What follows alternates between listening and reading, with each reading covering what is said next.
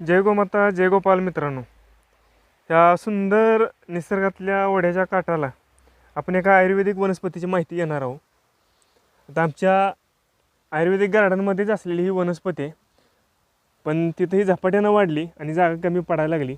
त्यामुळे आम्ही तिलाही तिथं शेताच्या कडेला आणून लावली. ही सुंदर अशी गोल पानं दिसणारी ही वनस्पती आहे ब्राह्मी.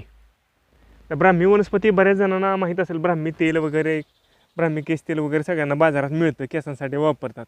तर या ब्राह्मीमध्ये 3 प्रकार आहेत. ही ही एक ब्राह्मी, हिला फक्त ब्राह्मीच म्हणलं जातं. दुसरी एक असते मंडूकपर्णी आणि तिसरी असते नीरब्राह्मी.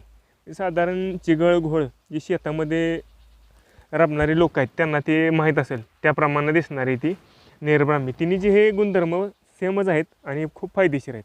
आता ह्याचे फायदे काय आहेत, तर ही वनस्पती केशवर्धक आहे. केश तेलामध्ये हिचं आयुर्वेदिक वनस्पती म्हणून हिच्या पानांचा वगैरे वापर करतात. त्याचबरोबर ही बुद्धिवर्धक आहे, स्मृतिवर्धक आहे, मेधाशक्ती वाढवणारे, म्हणजे बुद्धीला बल प्रदान करणारे, तुमची स्मरणशक्ती आणि बुद्धी तीव्र करणारी ही वनस्पती आहे. त्याचबरोबर तुमचं ताणतणाव कमी करणारी ही वनस्पती आहे.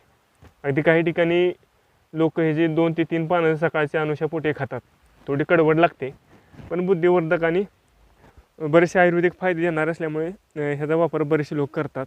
ह्याचं चूर्ण जरी तुम्ही पानाचं वाळवून ठेवलं आणि तेल जरी सिद्ध केलं, आवळा ब्राह्मी असं एकत्र करून, तर हे खूप फायदेशीर ठरतं. अशी ही ब्राह्मी वनस्पती आपल्याकडं भरपूर प्रमाणामध्ये आहे. भविष्यात आपण ही जे चूर्णाचा प्रसार आपल्या ग्राहकांपर्यंत करणार आहोत. धन्यवाद.